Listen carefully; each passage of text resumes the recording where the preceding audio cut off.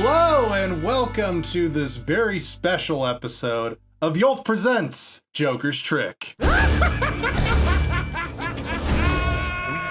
in a society. We have taken a look at plenty of Joker media over the past couple months, and now we are here to rank them. We'll talk about the future of the Joker. We are? Where does he go to from here, maybe, if we have time. This might be another three-parter. Mr. the Joker, where do you see yourself in 5 years? Stabbed in a hallway, apparently. Oh. Do I look like a guy who sees where I am in 5 years? Please answer the question. You're laughing. We're asking about your future, and you're laughing. I'm giving you a job interview, Joker, and you're laughing. Do I really look like a guy with a 5-year plan? Yes. Do I look like Stalin?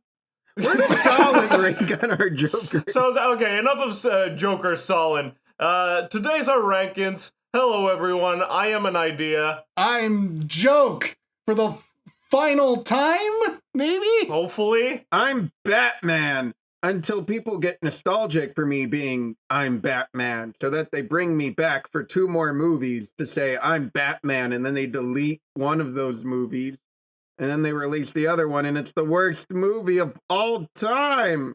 And then they promise another one from the director of the worst movie of all time. With yet another Batman. What are next? What are next? Batman. Batman is next. What are next indeed. Anyway, welcome to the Yolt Presents Joker's Trick special ranking episode. Yay! To the OG fans of the cast, you know how we do this thing. We all have our rankings, but none of us know what the official compiled ranking is, except Mr. Batman Peterson right here. So your surprise at these rankings will be the same as ours. Except for Troy. Once more, Bat Troy Stradamus rises from the mist Oh, fuck this shit again. with the objective rankings of all cinematic Jokers and their movie. Once more, they will decide who is the Jokeriest Joker of them all and who is less so. Get to it. You consulted the gods and used the powers of math and science to conduct these? I consulted the gods. I looked through the sands of time. I combed the databases of Letterboxd and Internet Movie, and I even read a comic book. Holy shit. Even worse, I also listened to episodes of this podcast. That is a fate worse than death. Yeah. Let's get to it, Troy Stradamus. What are our rankings? We are ranking the Joker movies from 12 to 1. Oh, and we should also say we're going to take a break in between to figure out who's the best Joker. Snap, snap, snap, snap. Z We know who it formation, is. snap. I mean, at least I know who it is. Do you? I haven't seen my family in so long. So let's get to it. So we start with the movies from 12 to 1. We will be presenting them both by the rankings that were submitted to me, Bat Troy Stradamus, and also the average rating of the group, which don't often correlate. Oh. Because you guys don't listen to what comes out of your own mouths. I actually checked this time. Oh. I just forgot to put 2 of the Jokers You on. just forgot to put 2 of the Jokers in the list. And I was like, Jake, what happened to Zach? And you were like, Snyder? And I'm like, no. I love Troy's rage when we ask him to do like 15 minutes of math. It very upsets me. Paul saw me doing math earlier tonight. It was mainly listening to the sound of my own voice. And I'm like, ugh. Now that's the power of math. All right, starting now. Coming in at number 12. The worst Joker movie of all time, with an average ranking of 12 and an average rating of 1.5 out of 10 stars. Oh. It arises from the mist with its 1 Oscar win and its beloved franchise. It is Suicide Squad. What, we some kind of Suicide Squad.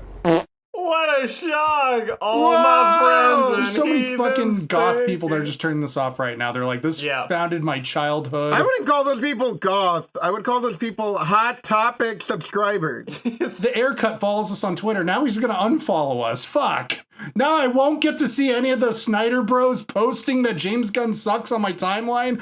Where's my life gonna be? Well, we're still leaving the door open to an air cut, which for sure is going to be awesome and fix all of it. And we'll have the most comics accurate Joker yet.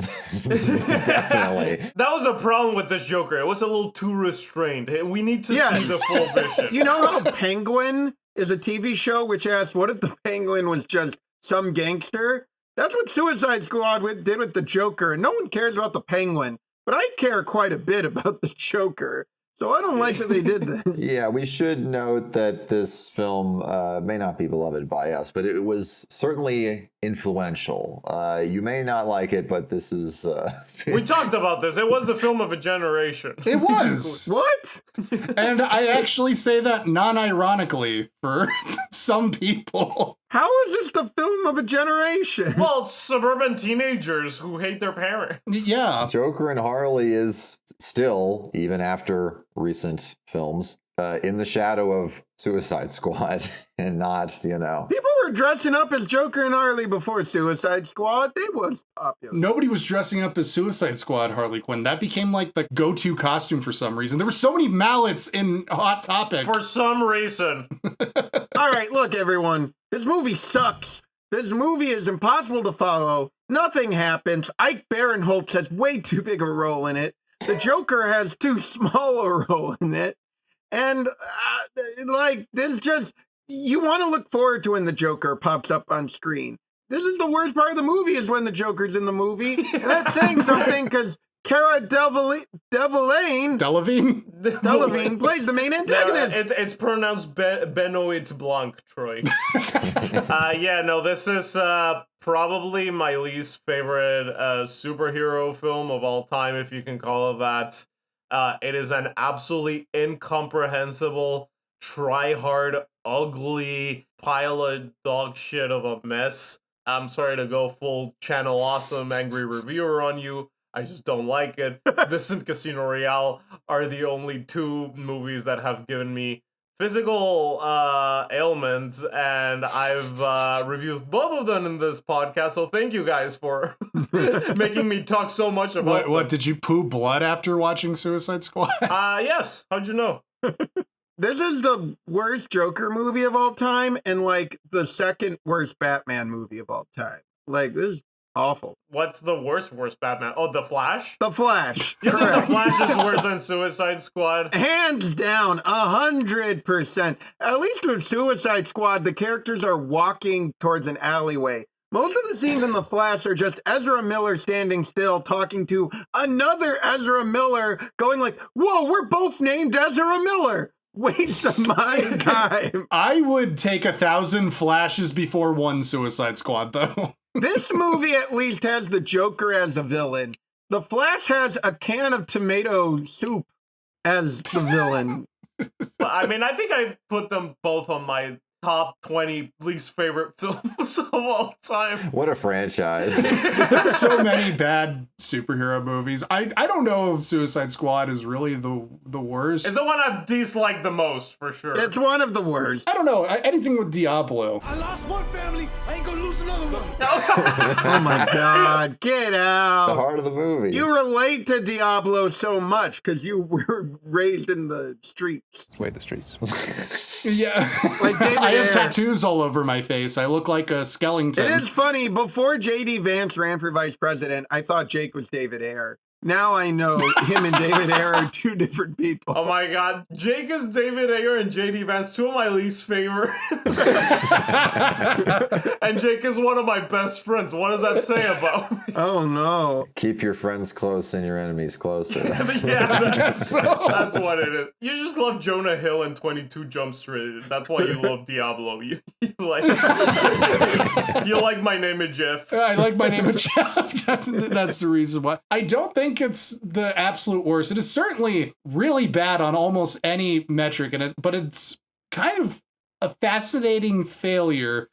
It's mostly boring, but you have, still the costumes. The Harley Quinn is an iconic look, and Jared Leto is like just so bad that you can't forget about it. It's an unforgettable performance, regardless, with him. Everything that you said you cannot see. Even before the movie came out, we're just like, what the fuck is this thing? And then after the movie, we're just like, I still don't know what the fuck this thing is. And even with the Zack Snyder cut, it's just like, oh no, these two, Batman and Joker, they have an intense relationship. It's just like, no, it's just Jared Leto just being a fucking dick. Is what we're calling, I want to jerk you off and I'm gonna kill you, and well, I guess it is. Yeah, forget Well, it. it fooled some people.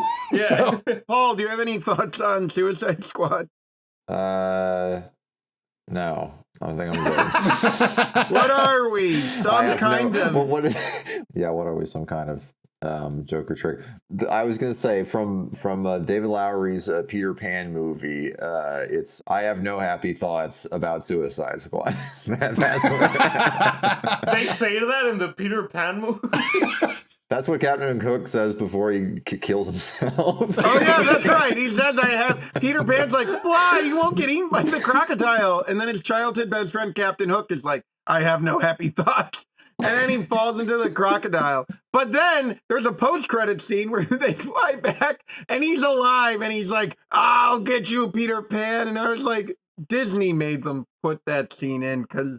I'm hearing a lot of Peter Pan. Not enough Joker. Moving on. All right, let's keep it going. Number 11. We return to the world of animation, but not to the world of the 1953 classic and problematic Disney film Peter Pan. Instead, we are presented with another classic yet problematic Joker. And number 11, we get to the technically theatrically released Batman The Killing Joke. I go loony. What a shock! This movie's a piece of shit. With an average ranking of 11 and an average rating of 2.5 out of 10. And I want to point out that while I say these last two movies have average rankings of 11 and 12, by that I mean we all put them at 11 and 12. Consensus. Yes. Yeah, no, this was a difficult one to rank because I don't like any of these movies. I probably hate The Killing Joke more, but Suicide Squad is technically a more incompetent film. I ended up just going like, you know what, I'm just going to be basic with my ranking and put Killing Joke marginally above because it does have the Killing Joke, and those scenes are at least serviceable and fine, and they make sense, as opposed to Suicide Squad, which is just people walking and talking for 2 hours. This movie, unfortunately, has like the worst prologue with the worst animation and completely butchers the character of Barbara Gordon in an attempt to reclaim the Killing Joke is not problematic, and they somehow made it worse. This one baffles me because it's got the best Batman and the best Joker, and they're doing fine. Kevin Conroy is probably less good than usual, but whatever. It's still Kevin Conroy. See, I differ. As I think I said in our review, this movie is like the definition of what does bare competence get you. You have the best Batman and Joker, Kevin Conroy, Mark Hamill. You have Tara Strong. You have Ray Wise as Commissioner Gordon. You have Bruce Timm and Brian Azzarello working behind the scenes on this. They're top tier. They're adapting the Alan Moore comic, The Killing Joke, which I think has maybe... I was thinking about this before the podcast. I'm like, what are the best Joker comics? And I don't know if there's really an argument for The Killing Joke to not be the best Joker comic. Like, it's either that or the one where he commits so many boners. What about the Three Jokers? No. The Joker Boners comic. We love that. And Killing Joker better. What about Joker's Millions? That one's a good one. This is pretty much like the worst fucking way that you can adapt something. I don't know. I mean, I think the worst... I'm sure there's been some adaptation where they do like a movie where it's like Peter Pan, but like he lives in a mine and it's like World War II, and Hugh Jackman is singing Nirvana, and Oh, Captain God Hook is damn it. Indiana Jones. That sounds like a much worse adaptation. Yes, I do not like this movie either, but Here we are now. Now Entertainers. Oh my god, I just remember the ending where like the fairies turn into a ship or something. No, the fairies turn into Peter Pan's mom, who's like, I actually do love you, Yes, that's Peter. right. And then Captain Hook is like, we'll always be friends. Anyways, Right. the Joker. So, Yes. the thing with the Killing Joke is like how not to adapt a movie. The source material is not enough for a movie. What are we gonna do? Let's make up an entire 45-minute long prologue that doesn't have anything to do with anything and is horrible and it's awful and it clashes with the rest of the movie, and then the rest of the movie is literally just the Killing Joke copy pasted, but a little worse. Absolutely no imagination. Hamill's fine as always, but Conroy is like sleepwalking through it. This shit was awful. Like, why wouldn't you just read the Killing Joke? Well, it's shorter. As we said, as we went through all the DC animated original movies, a lot of them are, why not just read the comic book? Because these movies barely move. Yeah. As they get on, they're like still pictures. Well, your mileage may vary between adaptation to adaptation because year one, Oh, year one's like the biggest offender of like no animation. Dark Knight Returns has some imagination and designs and good voiceover work. This one is just, it's like Gotham by Gaslight. It's like so that shitty. level of Yeah. just like the most TV-esque Hanna-Barbera in the 60s kind of What? shit. And okay, don't diss Hanna-Barbera in the 60s. But Jake, this film brought us the iconic villain, Paris Franz, our favorite. Oh, right. The laziest named villain of all time. The best Joker in the movie. No, not, what am I saying? No, Mark Hamill is still... I mean, yeah, Mark Hamill gets to sing in it. And if you remember last episode, I love when the Joker sings. That's cinema, baby. That's true. I do want to point out some fun things about the math here. So, Suicide Squad, me and Paul gave it a 2 out of 10, while Jake and Jan gave it a 1 out of 10. For this movie, Jake stayed consistent. He gave both a 1 out of 10. Jan gave it a 2 out of 10. And then Paul gave it a same score as Suicide Squad, 2 out of 10. I gave it a 5 out of 10 because, again, yeah, the first half sucks. And, like, you could argue the Killing Joke kind of is shallow the more you do it. But I think the Killing Joke half is decently well done. And at the end of the day, you're getting the Bruce Timm take on Batman via Alan Moore. And I'm in the bag for those. So it's not good, but there are worse ways to spend your time. Well, the movie is like if you made the comic book, which is already pretty goddamn cinematic, if you made it somehow less cinematic.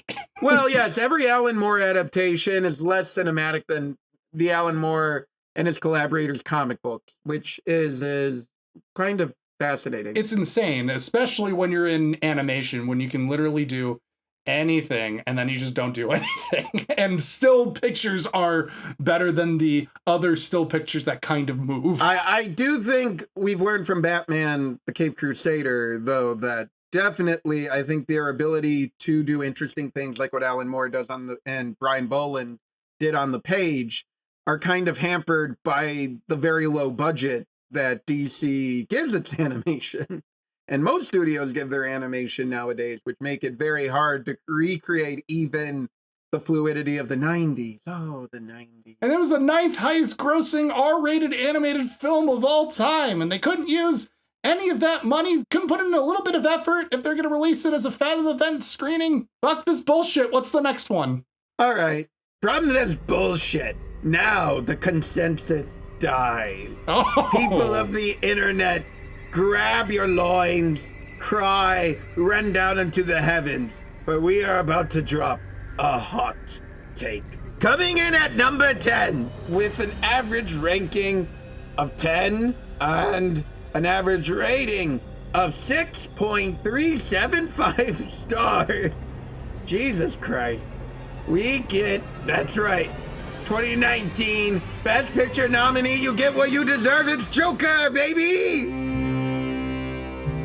I knew it! This is lining up wow. exactly exactly with my ranking. This movie, we've talked about it.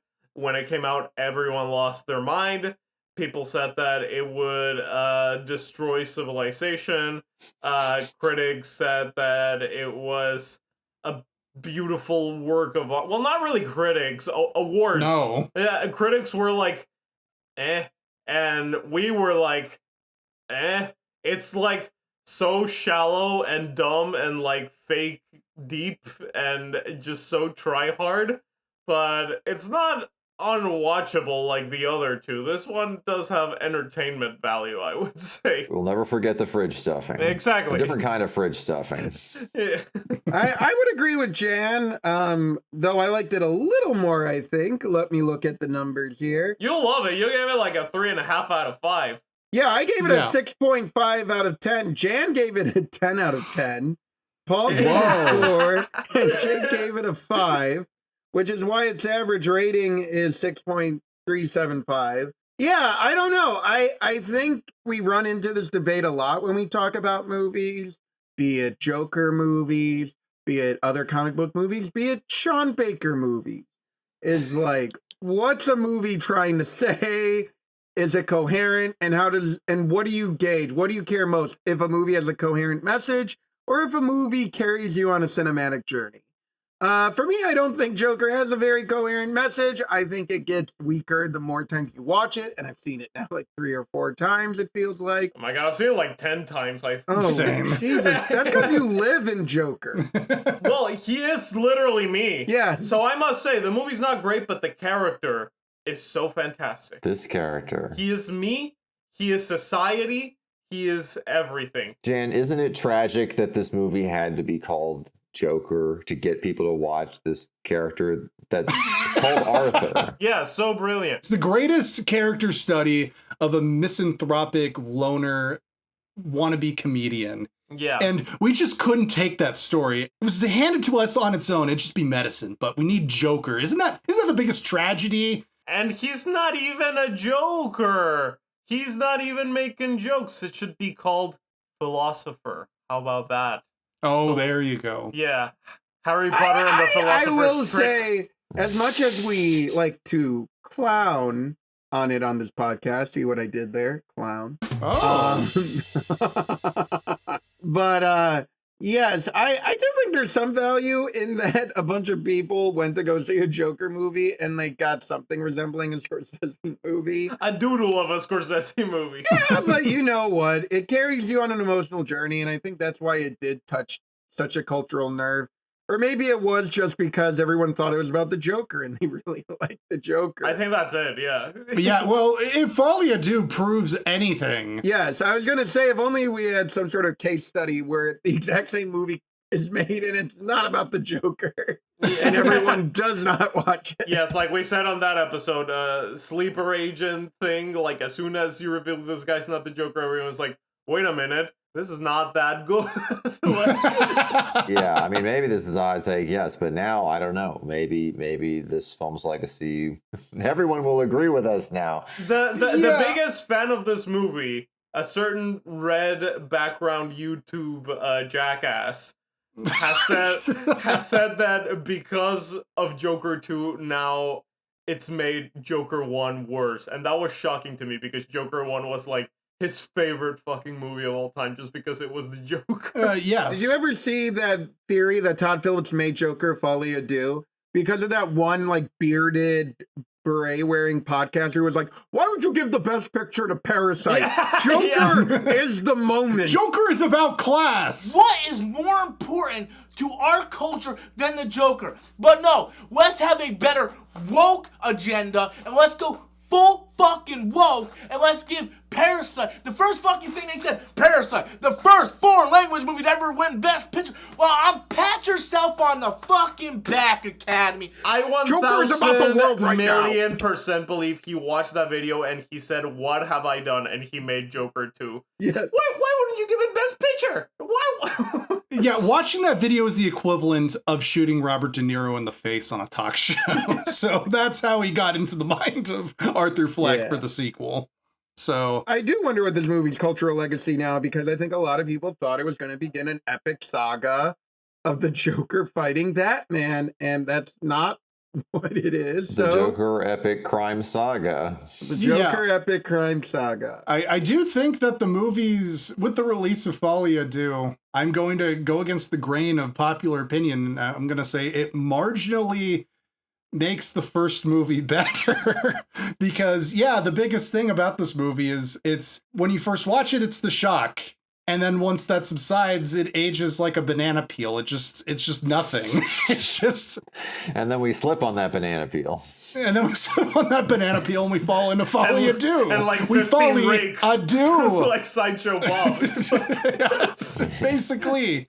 And yeah, it's just that there isn't really a lot there other than he's crazy, and it's successful when it's building moments of tension, and it has the stair scene, which is the greatest thing ever. Everyone is mean to him. Again, I am not the ironic guy on this podcast. I do think there is a mere competence of filmmaking in the movie. Sure. But again, much like The Killing Joke, slightly better. Like, you have something to watch. It's well made. I just think the choices are just kind of fucked. It's just like, is the city cool? Yes, but like, do we really need graffitis and mountains of trash and That's just so many buildings? That's where I live. Yeah, I forget what I said. When you're comparing it to Suicide Squad, where there are just shots that are like, why is this here? Was this a mistake? Who is that? You know? You're not quite asking those levels of. So when we talk about competence, that's what we're talking about in the film Joker 2019. Sure. It's not like, oh, are they just going to just keep walking for 2 hours? Okay. I mean, Joker kind of does that. It's character study. It's basically, I don't know, Joaquin, just do something right now. Okay. I could show my rib cage. I can dance. Take it off. Yeah. It was funny how Joker, like Black Panther was nominated for Best Picture in 2018, and then Joker was nominated in 2019, and we thought every single year would have a comic book movie. Well, yes, the fever pitch of like, well, this is just what movies are. So the Oscars need to stop being so stuck up. They just need to start giving all the Oscars to comic book movies. Give it to Quantum Mania, you cowards. Yeah, you know they deserve it. You're behind the times if you don't give Captain America: Brave New World the Palme d'Or. I don't know. Good God. Le Palme d'Or pour Capitaine America. I'm glad we're past the point of going like comic books are the modern mythology. We need to legitimize comic books, and everybody's just kind of gotten over that. I like how you say that when we just spent like 2 months making a Joker podcast. Yes. I'm glad you've gotten past it. And how many views have we gotten? Not many. Not many. We and Todd Phillips have been working very hard to bury all these characters deep in the ground. Yeah, I hate to say it. I guess we've discovered that people prefer more the James Bond end of the spectrum more than the Joker end of the spectrum. But not like the No Time to Die. Doesn't that say something about society? All right, so Joker, not great, not terrible. 3.6 Rudkin, go on. All right, coming in at number 9, the most controversial movie on our ranking. The controversial movie that makes us, dare I say, topical. Coming in with an 8.25 average ranking, yet a 5.875 average rating, so lower than Joker but higher ranked than Joker, is Joker Folie à Deux. Oh yeah, I can say why I think Joker 2 improves upon it. Whereas the first movie tries to, I mean, I don't know if it's retroactively saying that it's about mental health and about class. Probably it was like, oh yeah, no, that's what it's about because Joaquin Phoenix is crazy, even though it's just like a comedy performance of like somebody with actual mental health problems. This one actually solidifies the Joker thesis of like, what is this movie? This is about Todd Phillips. This is about a galaxy-brained provocateur who is so disgusted with the fact that his first movie inspired a movement for the wrong reasons that he needs to, in an act of defiant contrarianism. He goes like, no, you just like it because of Joker. In Todd Phillips' brain, it's like the ultimate cinematic seppuku that it goes around to make it interesting and has a clear, direct point of view. Even if the point of view is as subtle as getting smacked in the head with a hammer, it's still something, and I can gravitate towards that, even though most of the movie has a lot of the same problems as the first Joker. I would like to point out that this movie ends with a literal seppuku, as much like Mishima. Joker has his intestines carved out by a younger second. When did we say that we should see Dick Dastardly doing a Mishima? That's basically Joker 2. Wasn't the plot of the film Scoob that like Dick Dastardly and Muttley are in hell? Yes. No, it's a love story between Dick Dastardly and Muttley because they're we've done it. trying to rob hell, and Muttley gets trapped there, and Dick Dastardly disguises himself as somebody so he can get the Scooby Gang to help him free Muttley from hell. And then a random guy that's gonna pick up the Dick Dastardly mantle stabs Dick Dastardly. He takes the mustache and puts it on. Yeah. There's a guy with an even pointier mustache. He carves a mustache on his face. Talk about Hanna-Barbera. Oh, no. But That's yes, life. talking life. about the stats for this movie.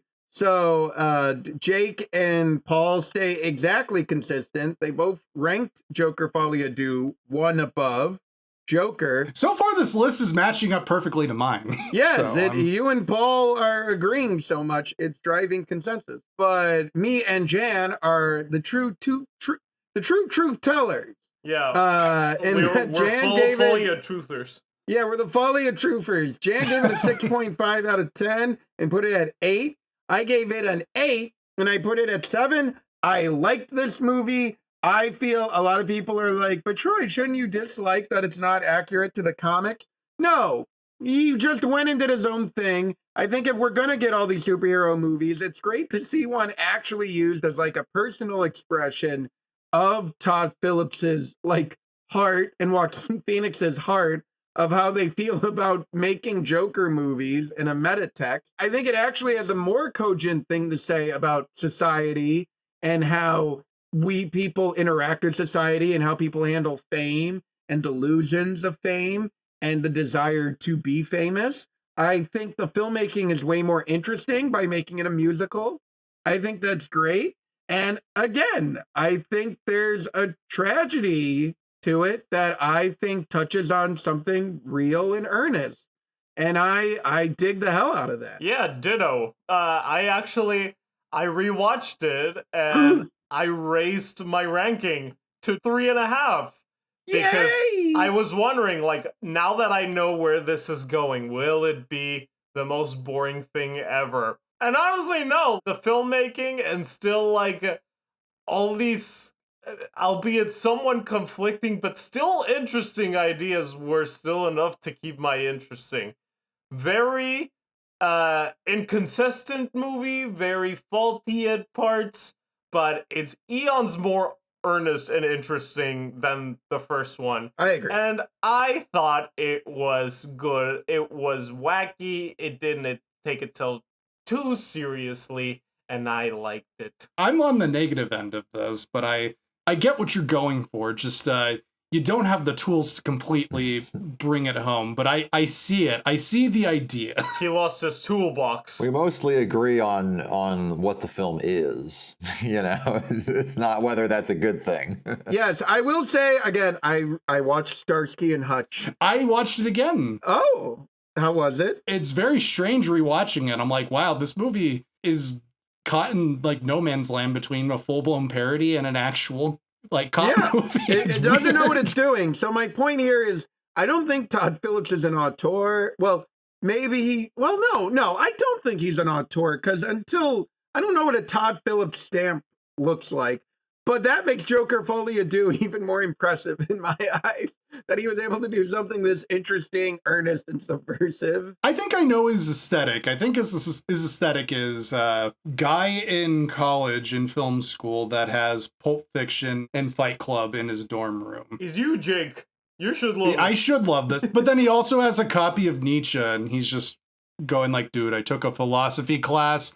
Let me tell you about it. It's like if you and me did a Dragon Ball fusion. Except he doesn't have like the savant-esque skill of Zack Snyder to make. All right, you take that Whoa, back. whoa. Todd Phillips is a better filmmaker than Zack Snyder. What a sneak. I don't want to hear that man's name on this podcast again. It's basically if Zack Snyder wasn't a savant, that's Todd Phillips. Okay, I disparage this idea that Joker is that he's a film bro when both of his Joker movies, which are his personal movies, just involve a guy watching Fred Astaire movies. This guy is aware of film history. He is playing with the form. He starts this movie with a freaking Looney Tune that is so accurate to how Tex Avery would like animate people in the early 40s. Like, he shows the work. Well, he didn't direct that, but okay. Well, he produced it. He thought of it. He brought it into It came his from vision. his brain and fucking what's his? I keep forgetting that fucker's name. Sylvain Chomet, I think, is the French guy. I should know this name because I like Triplets of Belleville, even though I don't remember a lot of it. Oh, I forgot he was the guy that did that opening cartoon. He also did The Illusionist, which Yes. is really good. I just watched that again like a year ago. Yeah, that's like a Jacques Tati screenplay, Yeah, I right? think he's got a new Yeah. one coming about Marcel Pagnol. Anyway, Yeah. See, we know a thing or two about film to everyone listening, and we can tell you that Joker 2 is actually great. We all agree. Yes. right? No, we're the kind of film bro that understands Todd Phillips. You're allowed to like Pulp Fiction and Bugs Bunny, and it's a big tent. Come with us, Joker heads. I don't say this as an insult because we all are film We're bros. all Todd Phillips. We are all clowns. We are bros and we are films. We are- No dice. So yeah, Oh, Paul, were you going to elaborate on your no No, die? Do you have something to say? no, I listened to the episode. It's we get into it. It was a fitting conclusion. Paul's whole thing about not liking the movie is that he's against the death penalty. So don't listen to this dirty liberal. I was getting into. We spent most of this podcast last 2 months going on. Why does the Joker have to die? And then finally we get to fuck him. Yeah. Well, if we're bringing that up, Because he's not the Joker. he's not the Joker. And I would say that's the tragedy. Like, the horror of the Joker is this dude does not die. He keeps coming back. So the minute you take responsibility for your actions, you are no longer it's like Tim Allen, the Santa Claus. As soon as you give up being the Joker, another No, it guy is. must come and he'll kill you and he'll be the Joker that won't die. It's a statement on the nature of evil. And I think that's what I like about the conclusion of Joker Folly Do. I know many of our listeners probably hate the ending, is that it basically says you can't put the genie back in the bottle. Pandora can't unopen the box. Like, the ultimate consequence to Arthur's actions is that now there's going to be too many Jokers.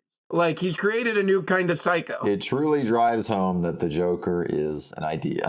Yeah, this Yeah. is something insane that I'm reading right now that I actually didn't know.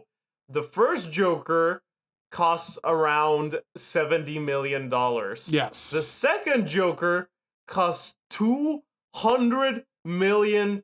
What the fuck? We talked They about thought they were going to Yeah. make $1 billion. Maybe it's just because it only dawned on me just now. Like, the movie only has like 3 sets. The minute anyone sings, Jan, you have to add 15 million to Yeah. every second. And if you're going to improvise on top of. Well, yeah, that's what we talked about. I think they went out of their way to be like, well, we don't have to have location changes, so we can just have 100 extras and the entire cast on call, and Joaquin will just be like, I'm going to do Foghorn Leghorn this week. And we'll just shoot that. You know what? Burning money like that is pretty Jokerish. Yeah. I'm back on board. And I do want to point out that what's interesting is, even though I think we all like this movie more than the last 3 movies, all of the last 3 movies we discussed, even though we have so many criticisms of them, they all made a ton of money comparative to what their budget was. It's almost shocking to have a Joker movie that flops.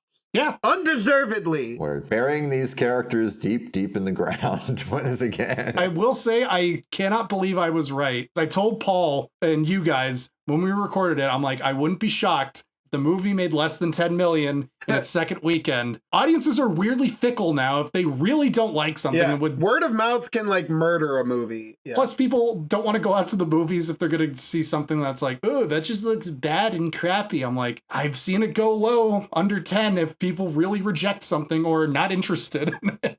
And I was right. Fully vindicated. Are we ready to move on from Joker Folly of Deux? Yes. I don't think I ever will, but coming in at number 8. Now people will be mad at us.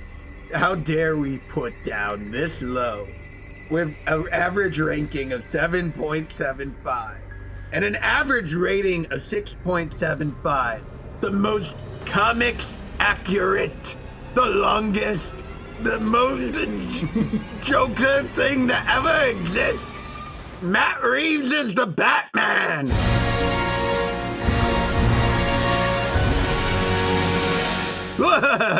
He's in it for 45 seconds. Yeah, if you don't count the deleted scene, which was all anyone talked about. Yes, I was hearing theories that if we ever see this guy again, Barry, that they'll just use the fact that he's a silhouette to just completely redesign him. Yeah. Please do. Please. Yeah, this Joker sucks. He's stylistically designed to look that way, but we can diminish the effects. We can get rid of a couple of the herpes on his hands and face. Yeah. Herpes Joker is a funnier character than we've had before. Yeah, it's like Gollum in Fellowship. You know, you just got a little bit of a little peak. You can change it. It's fine. Yeah. This movie is good, but not great. Is fun, but not super fun. Is very well made, but not always. The end for me. Yeah. That was just like watching the Batman. Except much shorter. Thankfully shorter. Jake and Paul, once again, these two are like joined at the hip. Oh man. Wait, really? They both gave it a 6 out of 10. And Jake, you've seen this movie like 15 times. Well, yes. Yeah, I have. Jake did rank this slightly higher than Paul. He put it at 7. Paul put it at 8. Jan also put it at 7 and gave it a 7. I put it at 9 and I gave it an 8 out of 10, which means I gave it the highest rating of us 4 and put it at the lowest ranking. You really like Pat? Well, no, you like Joker. Well, yeah, this movie doesn't take any swings. It's just good. It's just a solid, grounded Batman. It's like 3 episodes of a solid Batman TV show stapled together. And I'm like, okay, that's good. When I watch it, I have a good time, but I much prefer the bigger swings of like a Joker Folly of Deux or a People's Joker. Which is why you should watch The Penguin, which is a much better... I did start watching The Penguin today, and I do want to point out something funny as a quick sidebar. It struck me, again, everyone's like, this is the most comics accurate Batman world. And like, they're doing a newscast which reports on illegal crime dealings that no one knows about, which I find strange. But it also is like, it's been 1 week since the terrorist, the Riddler, struck Gotham. And I'm like, so is this what his rogues gallery is just called? They're all terrorists? I guess that makes sense, but it's not fun. See, that cuts to it for me. Yeah, it makes sense. It's coherent. I get what you're doing. I'm not having fun. Which is why I'm going to rescind talking about the Batman, because I just think it's fine. The end. So let's talk about the Penguin, which is much Wait, but Jan had points. Yes, I wanted to say that this movie is good, but not great. It is okay. My feelings for this movie echo this movie, which is that it's overly long and repetitive, and it's kind of funny for 2 hours, but it overstays its welcome. So I kind of identify it in many ways. I agree. So anyway, back to this. Oh my god. So the Penguin, unlike the Batman, which is so non-committal as to what style or what kind of movie it is, and then you get to the Penguin, which just goes like, fuck realism, fuck all this shit. We're going to make this an NBC network television show where there's so many different plot things spinning around. It's about Penguin getting into jams. Is it not realistic though? Because I'm watching it and it just is like, oh, they're just talking and shooting and dragging bodies and stealing hubcaps off cars. But here it's so much fun because it's just like a series of fucked up scenarios to see the Penguin get in, and you're just like, how is he going to get out of this next?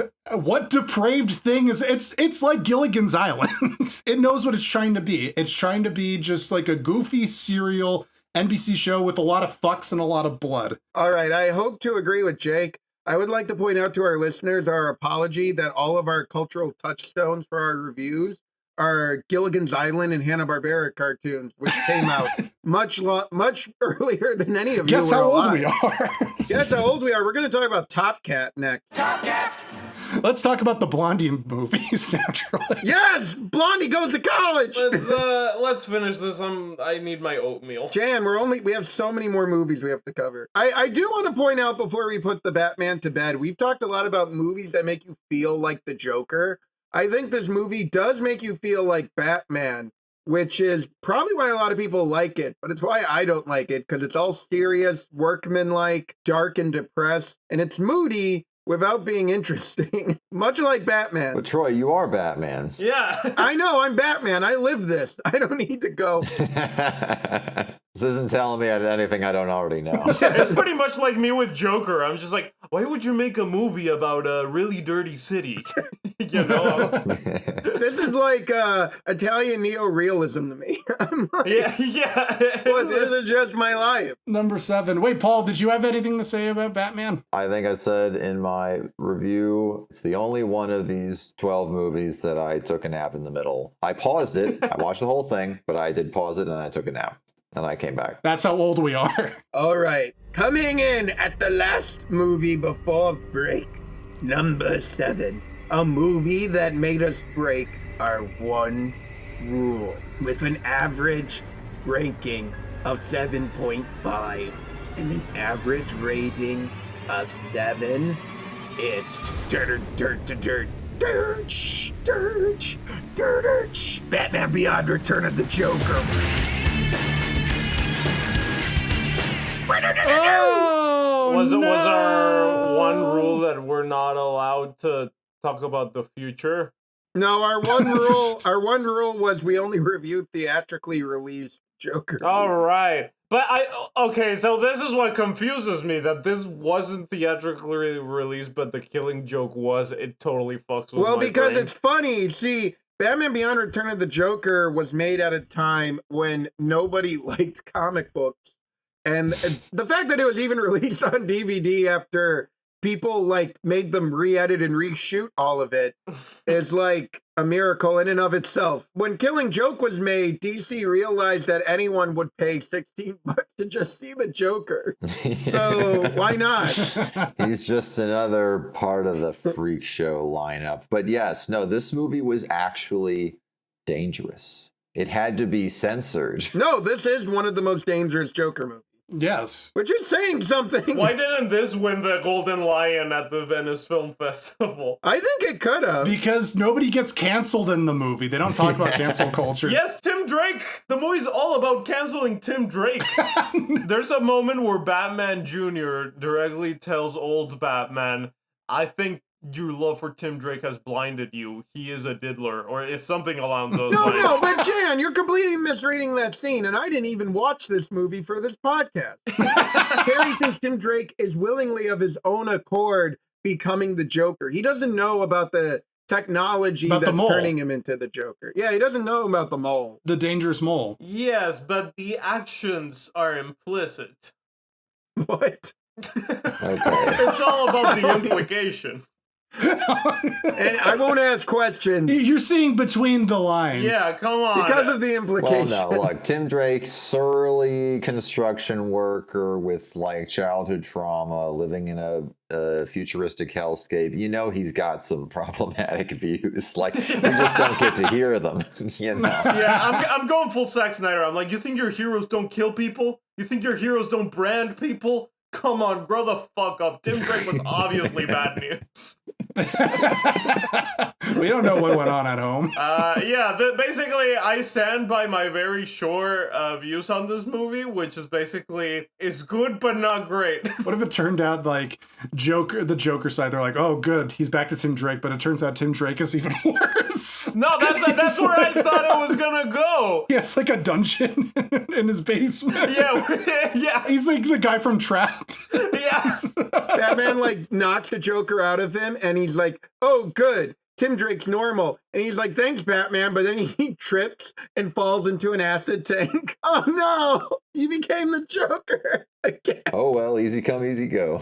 Yes. So to me, this movie's pretty much it's a movie that exists to have one really amazing scene, which is the death of the Joker, because Bruce didn't probably want to have a proper death for the Joker in this universe, and it's great, and everything surrounding it is fine. It's an okay little extended episode of Batman Beyond with Mark Hamill, which is nice. That's pretty much it. There you go. The theme here is competence. Yeah. They are movies. They sync the sight and the sound. The pictures move. They move, yeah. In The Killing Joke, they sometimes move, you know, and that's why it's not as good. Well, I would say, again, breaking down the stats of our opinion, in terms of ratings, Paul and Jan were on the same page, 6 out of 10. Jake, 7 out of 10. Me, 9 out of 10. In terms of ranking, we did a 6, 7, 8, 9, where I put it the highest at 6. Jan put it the lowest at 9. Jake put it at 7. And Paul put it at 8. For me, we did touch upon this. I think the Batman Beyond idea is not as interesting as people like to pretend it is. And it's only interesting in the concept of something like Return of the Joker. So this is probably like the best episode of Batman Beyond. And in the middle of it, they have like an all-time great classic Batman episode, which has, for me, the definitive end of the Joker. And I think what this movie has that a lot of the previous movies didn't have, and why I would give it a 9 out of 10 still, is the emotions, the relationships between the characters are so interesting. It's not about ideas or mystery. It's just about Batman's relationship to his sidekicks, and the Joker exists to like destroy those relationships, which I think is much more interesting and much scarier than in the idea that the Joker is playing around with society or Batman has to investigate corruption. The Joker exists to comment on society, my friend. And again, this movie is so dangerous.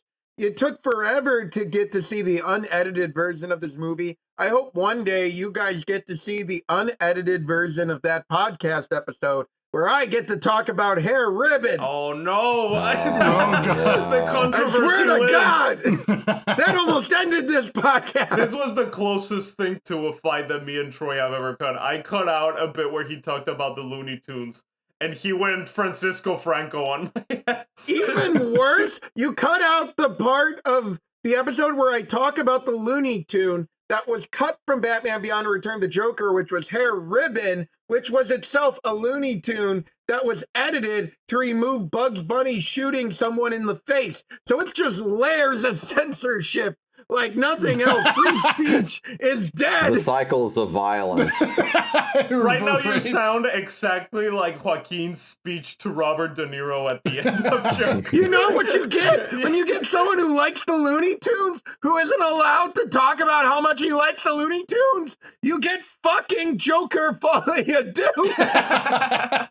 And that's what you fucking deserve. All right. My God. So, oh wait, is this Midpoint. Okay, so did you total our Joker scores, or we're just gonna each do it? So, folks at home, we're ranking the Joker actor.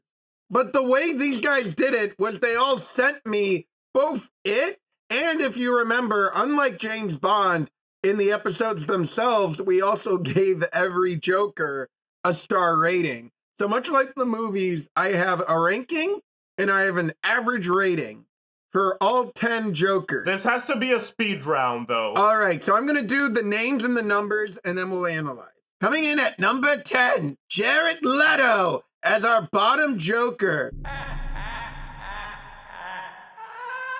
with an average ranking on our list of 8.75 Wait, really? and an average score of 1. Wait, so how is it 8.75 if we all did? Oh, you'll find out. Coming in at number 9 with an average ranking of 8.25 and an average rating of 5.188, it's Barry Keoghan. Yeah, Mr. Banshees himself. Yeah, he's barely in it. Okay, coming in at number 8 with an average ranking of 7.75 and an average rating of not available or 0 is What did you do? What did you do? the Troy? math didn't lie, Jake. Coming in with an average ranking of 7.75 and a score of 0 is Drew Russell. I'm the Joker, baby. Yeah! He made it! Oh, I was a fool to omit him. He's my number 1.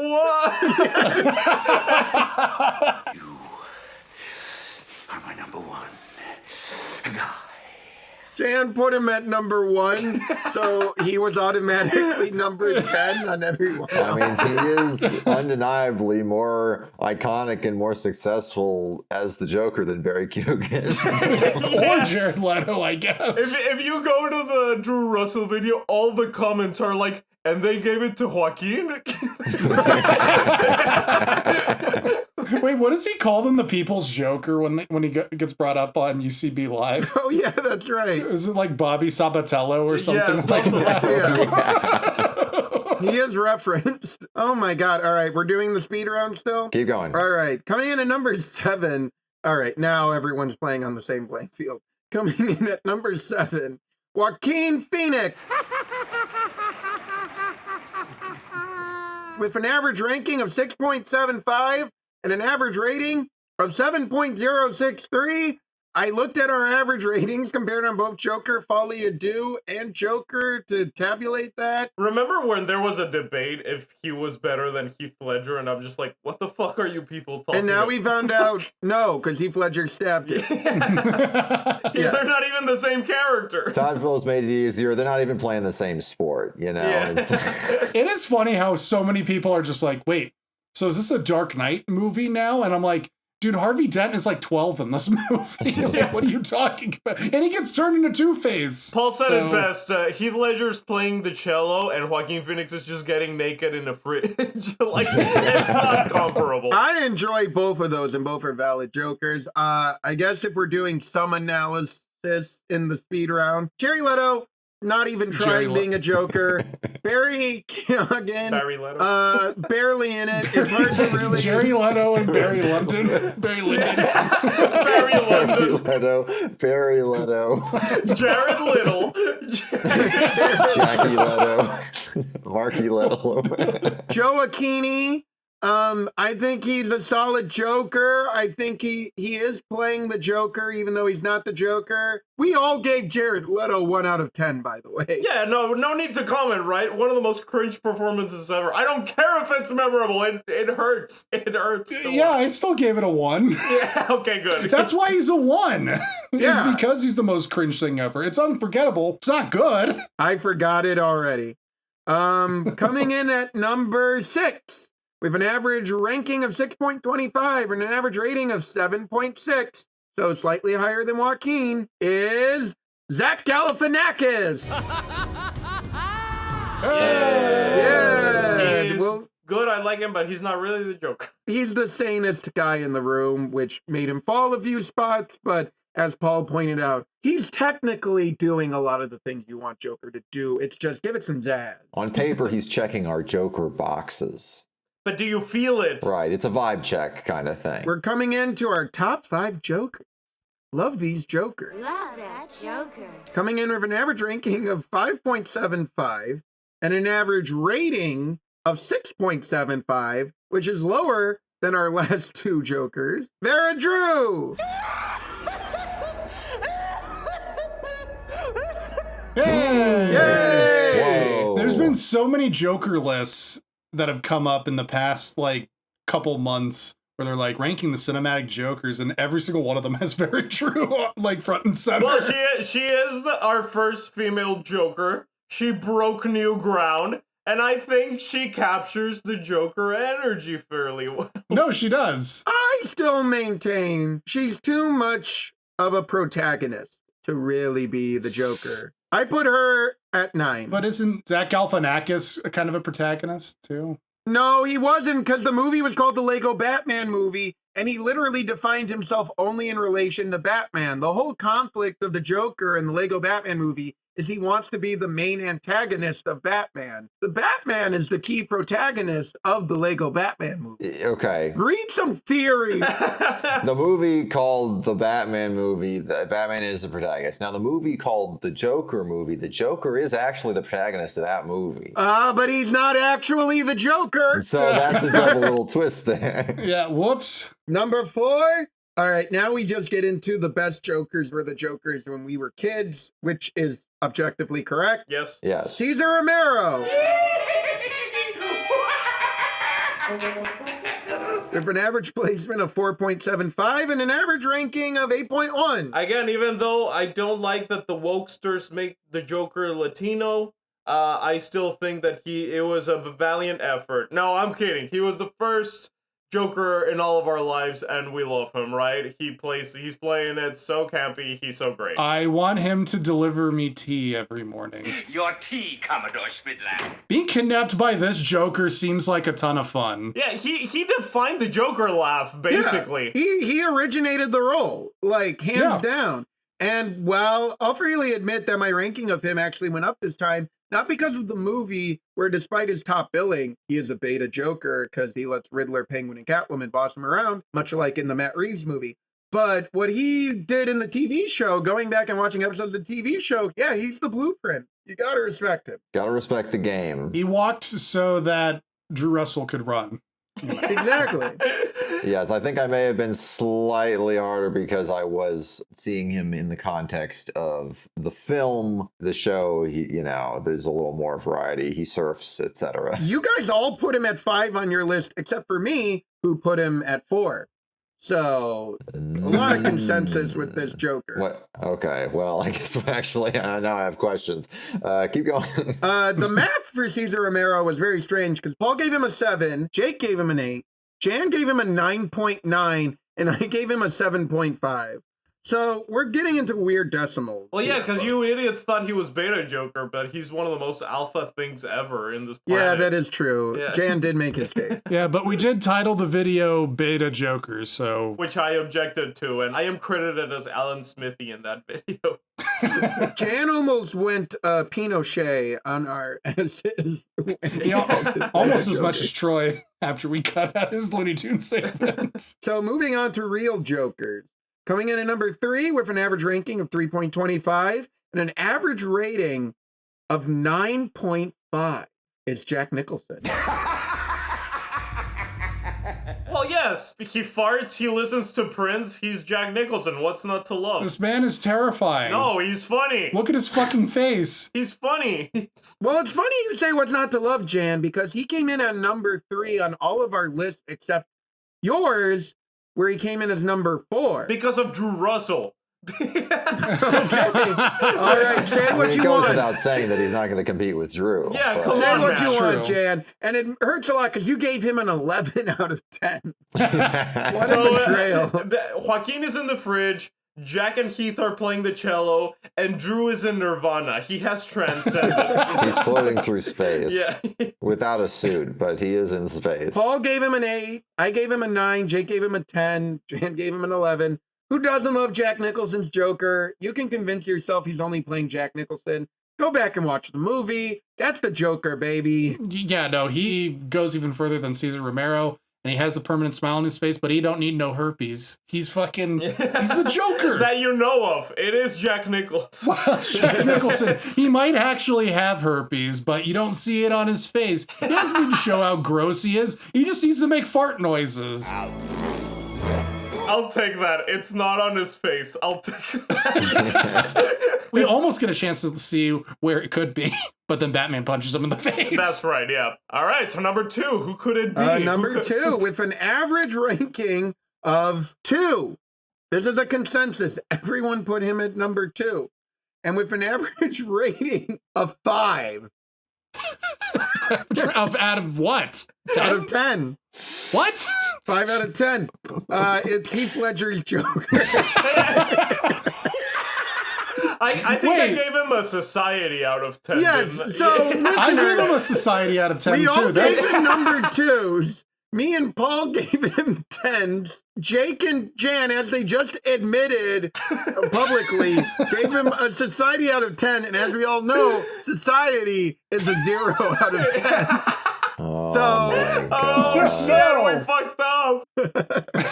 I'm telling you, the math doesn't lie. You got to rearrange the numbers. You got to draw some lines. It's like Sean Connery on Celebrity Jeopardy. Oh, I'm drawing a smile on it? That doesn't change the math. I want to say, I adore Mark Hamill Joker. He's one of my favorite animated characters of all time. But Heath Ledger's Joker is still my number 1, baby. He's... No, Drew Russell's your number 1. You're number 1 guy. Oh, right. Yeah. Heath Ledger will always be my number 2. Again, it's funny. The one person who could stand against Mark Hamill and his biggest soldier was a Drew Russell fan. It's almost heartbreaking. Just how that performance, how he absolutely disappears into that role is incredible to me. He's funny, he's terrifying. So many memorable lines, so well written, and Heath Ledger really sells these really like philosophical, not natural sounding lines. It's one of the best performances of all time. And if you think Heath Ledger's performance as Joker is like an easy performance, please note that almost all the Jokers we don't like are all trying to be Heath Ledger's Joker or an aspect of it and failing miserably. Well, and it's one of the most popular imitations, and no one's gotten it right except Drew Russell. So that counts. Hey, what about Julie Kavner? Who? Marge Simpson. Oh, you right. Simpleton. Oh! Paul's like, Simpsons? Hello. A giant thumbs up just appeared on the screen. Simpson podcast incoming. Oh my God, we would die. Paul was awakened when someone said Simpson. The sleeper has awakened. So, number 1. All right, number 1 with a score of 1.5. Wait, 1.5? Yeah, 1.5 out of 10 ranking. Oh, okay. But his average rating is 12.5 out of 10. Is Mark Hamill's Joker. Yeah. Ooh. Well, you know, Mark Hamill kind of is like a weird person, but he's a Oh, fantastic for Christ's voice sake. actor. Everyone's like, Mark Hamill's problematic. He's a resistance lib. He likes Joe Biden and Kamala Harris.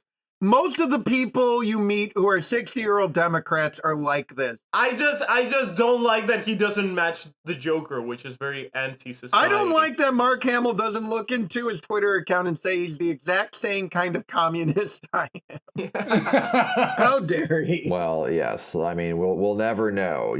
What would Heath Ledger have been tweeting this week? Well, Mark is so versatile as the Joker. We had 3 different versions of his performance, each with varying different scores, but I chose to just keep it at my Mask of the Phantasm. Yeah. I mean, he's terrifying, he's hilarious, he's genuinely like a dramatic Shakespearean heft. That voice is incredible.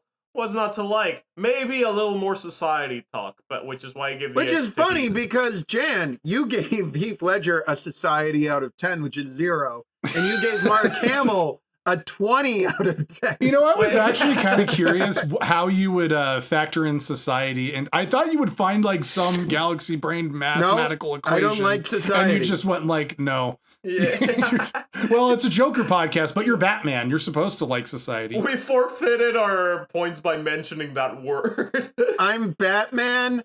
I don't like society. I'm Batman at the end of Dark Knight Rises. I have left society and gone to a place where society does not exist, Italy. Oh, all he has is his cappuccino. But yes, Mark is definitive. I was going to say, Paul, I actually was kind of shocked you didn't put Heath first. I was slightly torn. Isn't The Dark Knight one of your top 5? Yeah, Paul, I things thought you were ever? going to say, Mark Hamill's good for babies. But The Dark Knight is great for the 13-year-old me who. When you're talking Joker power ranking, Yeah. he's the Joker. And because he had multiple appearances that we covered, I was forced to cover him in all of his forms at once. Time out. Roll the tape.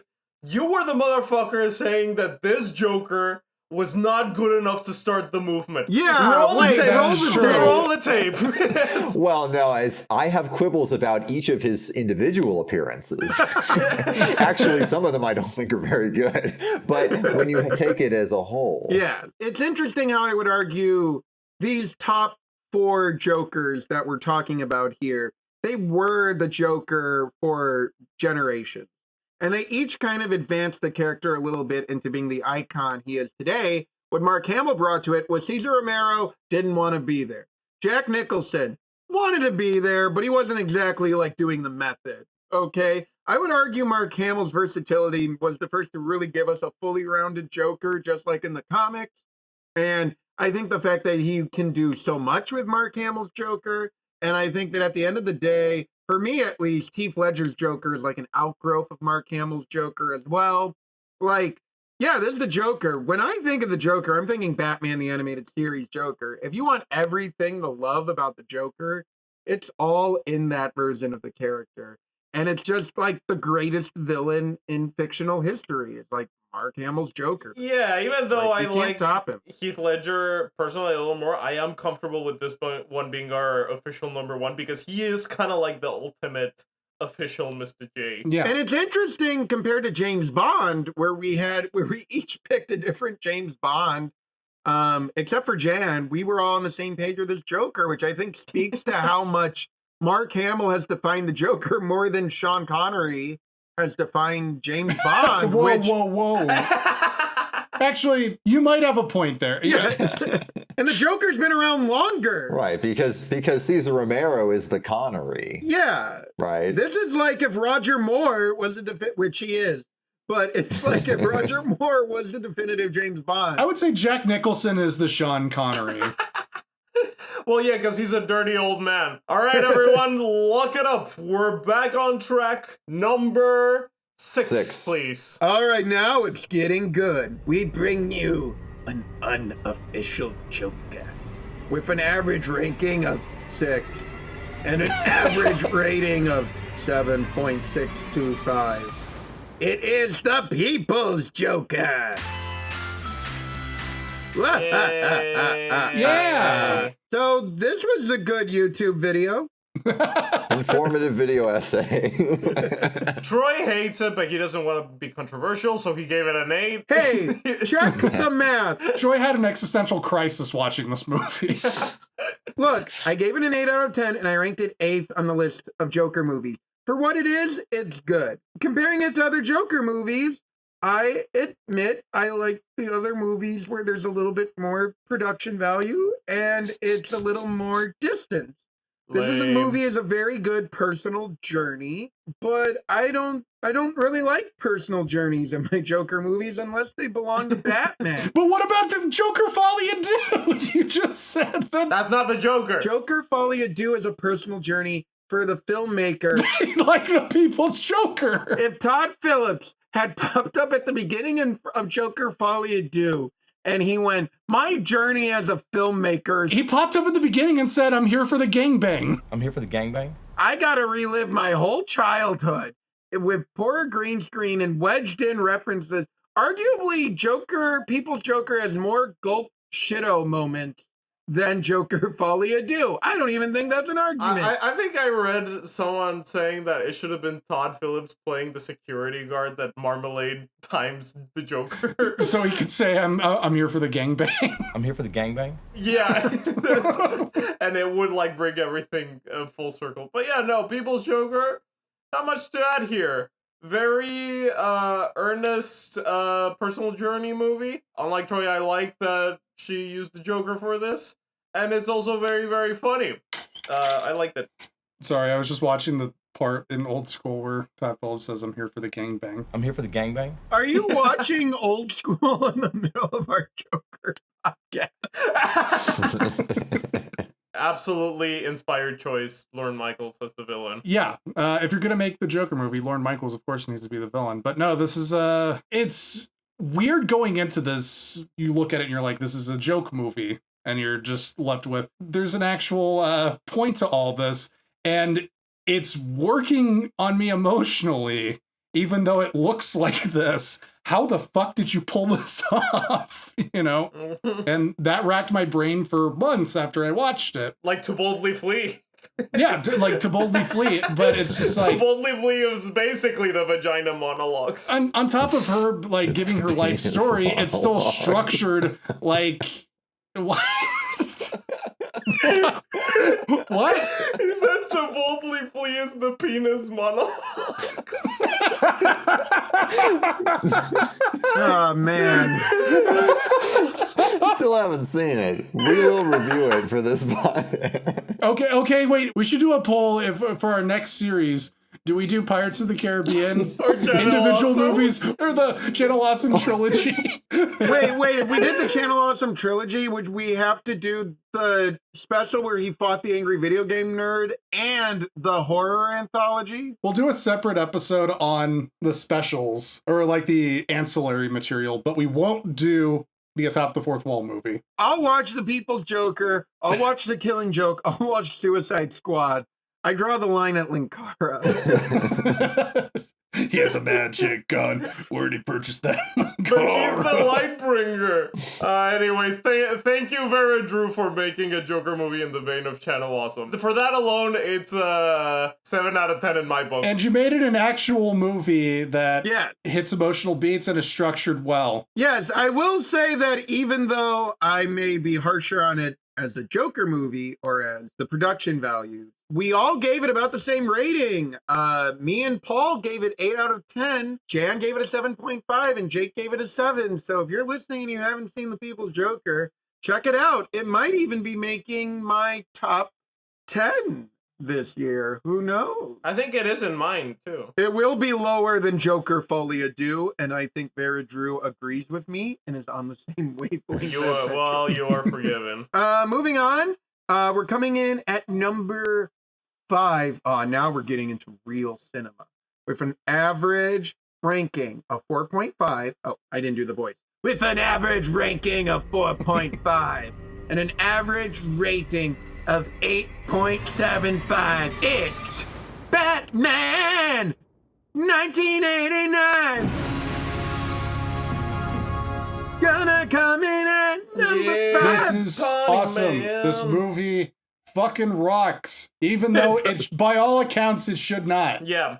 It should not, by any stretch of the imagination, should work because it is probably the worst script out of all these movies, or Yes. the most like fucked up script. It has the least cause and effect. A less structured movie than The People's Joker. Yes, But correct. it looks great. That's the thing. Tim Burton came back and he was vindicated for all of his sins by coming back and making Beetlejuice, which returned to form, making a movie that is chock full of gags where you're just along for the ride and the script doesn't even fucking matter. Back to Batman, Tim Burton, because this movie fucking kills. It is about iconography versus iconography. Bloated clown man versus dark angular Batman. He has a gun. He's got a gun. It gets big. It gets small. It fires. It shoots bang rounds. He's got a bob. He's got a bob. Yes, sir. When people are talking about vibe cinema, and it's like most of the time it's just like showing like in an empty hallway or something like that. It's like, no, it's all about Or Mission Impossible. or Mission Impossible. This is my vibe cinema. This is just dark, cartoony, dream logic, one of the best scores to a major motion picture of all time with Danny Elfman. Yeah, I recently worked with this director who, like, all of his directions were absolutely incomprehensible. And there was one part where he was describing a death scene, and then he said, and then the dead person's gonna stand up. And I asked the director, why the fuck would that happen? And this director replied, because things do not make sense in dreams. And there it clicked for me. Batman 89 is a dream. This is what I've been trying to say for months now. Like, people need to get on its wavelength. Yes. People need to watch this while they're asleep. You can't wake up if you don't fall asleep. If you watch it with your eyes and ears closed, it's amazing. No, actually, it's amazing atmosphere is what it is. The screenplay is so fucked, but Tim Burton killed it with the directing and the atmosphere and the visuals, and it does have a weird dreamlike logic. Great performances. Again, this is the original version of who cares about comics accuracy or even a story if every scene is a miniature masterpiece. Jack Nicholson kills it as the Joker. Kim Basinger does a good job as Ricky Vale. Michael Keaton plays a very strange Batman. Tim Burton and Anton Furst created a distinctive Gotham, which actually is only like one set, but feels like a major city. And like, yeah, you just get lost in it. And it's just something movies don't care about anymore. Movies don't care about iconography. And this movie is all just about the iconography of Batman and the Joker blown up writ large. And it's just jaw-dropping. It's like a medieval painting of heaven and hell, like contrasting each other. You're just gazing at the visual contrast. Whoa. It's like It's like a painting. Do you remember that video essay of Batman v Superman where the argument was? yeah, when Jesse Eisenberg looks at the sky, it's like when Napoleon looked at the sky. Yeah, Napoleon also looked at the sky. So. You know who else drank water? Napoleon. I will say this. I did like Joaquin Phoenix's Napoleon a little better than his Joker. Yes. It Yeah. was fun. It's okay. All right, coming in at number 4 with an average ranking of 4.25. And who gets an average rating of 8.25? The Lego Batman movie! Yeah, Woo. it's Yeah. wholesome, it's cute, it's fun, it's funny, and it's heartwarming. It kind of fills the gap of what you would expect a 2010s Batman movie if it was good. Because we didn't really get a good 2010s Batman movie. So this is kind of what it is at the vibe. It's a deconstruction of the Batman legend, literally with Legos. Oh, I see what you did there. And it has some of the clearest character arcs of any Batman movie, and you could almost fault it for that. I like it more than the Lego movie. Obviously, it's one major flaw, for me at least, is a flaw very typical of 2010 cinema, which is that the villain only exists to complement the hero, and he doesn't have a lot of pizzazz, which was very common in most 2010s movies, especially animated movies.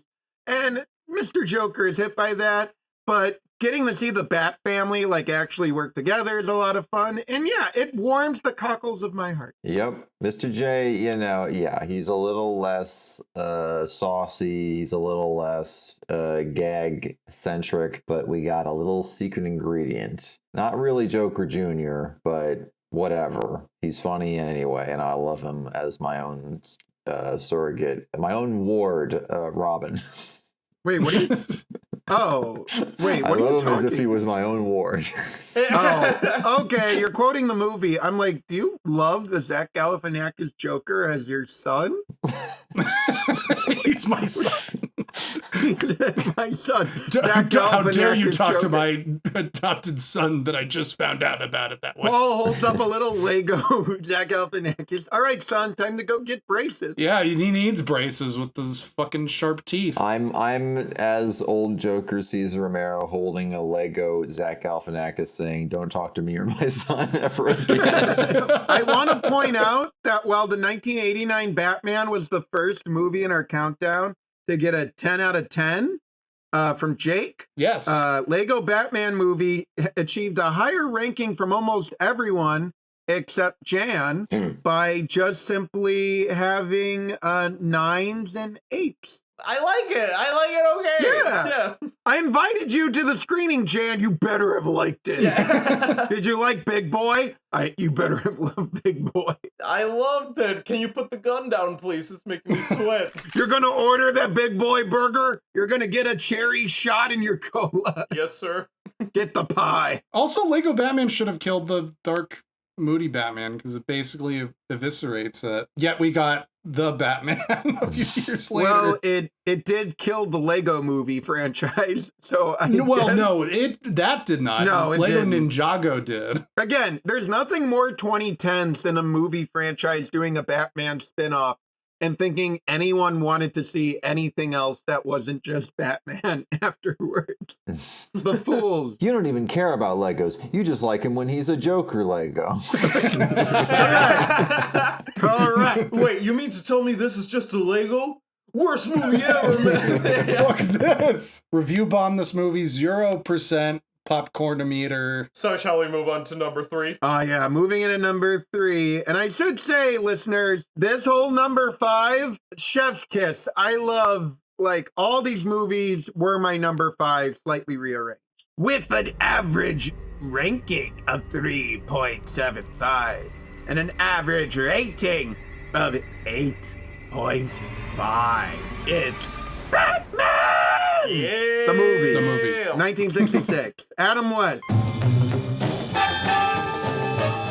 Yeah. This movie is fucking perfection, in my opinion. Yeah. It's not only one of the funniest movies and most inventive, cheap 60s movies ever made, but it is also a legit, like, it has a good arc for Batman. Yes, it's interesting comparing. So I said Matt Reeves' The Batman was like 3 episodes of a good Batman TV show stapled together. But this is actually 3 episodes of a good Batman, actually more like 6 episodes of a very good Batman show stapled together. And you know what? It rocks. And it has a better arc for him than the Matt Reeves Batman movie because it actually sets up Batman's arc throughout. You meet Miss Kitka at the beginning. You see Batman constantly being willing to risk literally life and limb. A shark bites his leg. But then you find Miss Kitka eclipses that desire for him to risk life and limb, only to find out that she betrayed him as well. And it's genuinely moving at the end. So, you know, it's romantic, it's funny, it's adventurous, it's colorful. The cast is just going balls to the wall. This is a lot of kids' first Batman movie, and what a great introduction. Not mine. Yeah, and we can tell, because you gave it a 6 out of 10. What the fuck? Let me defend myself here. I gave it that score in my list. As I was thinking about it, I'm like, you know what? Because recently I was just re-ranking all the Batman movies on my letterbox. And I'm like, you know what? This is a Nerd. 4 out of 10. 4 out of 10. What did I say in my review? And I gave it a 3. And I'm like, fuck, no. But I have to be true to my word. Wait, now you're giving it a 4 out of 10? It's going down? That's fine. I reassessed. It's really good. 4 out of 10. Because I did want to put this higher on my list, but I gave it the wrong score. This movie really is, it simultaneously is the stupidest fucking thing you've ever seen in your life, but it is ingeniously stupid. There is a logic to the stupidity. Like, everything is clearly structured. Adam West stays king. He's kind of Batman and the Joker all rolled into one.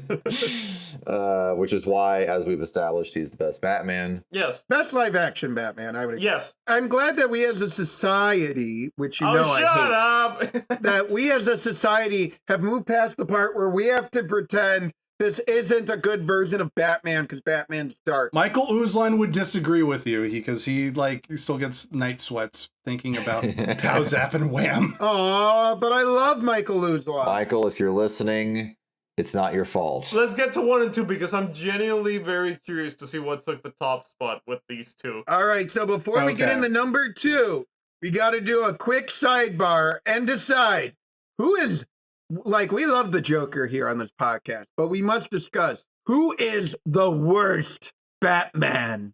We didn't rank this. I'm just curious what you guys all think. Yeah, who's the worst actor to play Batman? The worst actor? Oh, no. Out of the movies we watched or just in general? Or no, the dumbass kid from Joker. That kid is terrible. Aw, he's doing his best. he was okay. He's fine. Troy, are you how mad are you at the Gotham guy? David Mazouz? Yeah. I think he did a pretty good job. I think he was actually one of the stronger parts of that show. I'm mad at the guy who played Gordon. He sucked. Oh, the main character. Yes, the main character was bad. And he couldn't even play Batman. What's his name? Ben McKenzie. Because he played Batman and Gordon. Yeah, and I said earlier, he sucks in Batman Year One. He's a bad Batman, too. He's not the worst Batman. The worst Batman, we didn't cover him on the podcast. There's many different ways we could look at this. There's Ben Affleck, who really wanted to play Batman and really gave it his all. I don't think he's the worst by any No, stretch. but he's not. But he had really bad writing. I think he's the worst written Batman. Like, one of the worst written Batmans is Ben Affleck. He's not terrible. He's just got no sauce. No, he's got the sauce. What are you talking about? No. He doesn't have the sauce. He's so fat. He's consumed sauce. Yeah. He's consuming so much He sauce. took too much sauce. He's about to burst with sauce. He's like a human jelly donut. I'm all for jelly donut saucy Batman. All right, you David Ayer, Snyder bro, defender. George Clooney, on the flip side, I think his Batman is written like Batman. He just doesn't care. So he's just there for the paycheck. I don't think George Clooney gives a very good performance. Which is funny because this is like one of his first like big movie roles, and he just goes in there like, I don't give a fuck. And he apologizes every time you bring it up. Except he came back for Flash. He did come back for Flash. Wasn't that so fun? I was convinced that meant he was going to be the new Batman in Batman Brave and the Bold. I like went to Paul. Sure, why not? No, I went to Paul. I'm like, Paul, it's over. I just saw Flash. I think George Clooney is the new main Batman. Did you say Mati? Mati? Mati. Didn't you just say I was convinced Mati was gonna be the new No, Batman? that he. He'd be a great Batman. I am vengeance. I am the heart. I am Batman. I was like, what does Mati from Channel Awesome have to do with it? The worst official Batman, and I still haven't seen most of Jensen Ackles' performance, so maybe he's gotten worse since I last saw him. The worst official Batman for me is Jason O'Mara, who played him in the DCAMU. Sounds bored every time he's on camera. He wasn't written particularly interesting to the point that he kills the Joker in his last appearance and no one cares. Sorry, Jason. Maybe it was, I don't know. Maybe there are other factors. But you're both bored and you have bad writing. So you're probably my least favorite Batman. I did not enjoy Phil Braun's take on Batman and the People's Joker. I think he's probably the worst adaptation of Batman. Probably. Well, if it was any better, they'd be in real trouble. Yes, that's true. Well, he is a groomer, a fascist, and he's friends with Lorne Michaels. A dating show contestant? Unforgivable. Unforgivable. And he looks like the Onceler. Who's the guy who played him in, is it Lowry from Batman and Robin the serial? Okay, look, here's the thing Oh, God. about No, Robert Lowry. We were so close to ending it. I used to put him low on my list, but go watch that serial. He is good at doing the feckless playboy, and when he is investigating a crime scene, I kind of believe it. He looks even more bored than George Clooney did, in my opinion. I think he cares a little bit. Actually, what's his, not Lewis Wilson? Lewis Wilson. Lewis Yes, Wilson. the father of James Bond producer Michael G. Lewis Wilson is literally asleep most of the time when he's Bruce Wayne. Oh, he's a but- great Bruce Wayne. He's like, oh, Robin, the Japanese are at it again. Oh. And you like that, Troy? Well, you know, it's very true to Batman. Okay. Fascist? Then why isn't the People's Joker your top spot? Because he's a dating show contestant who works with Lorne Michaels and he has a Dick Dastardly mustache. Yeah, that's funny.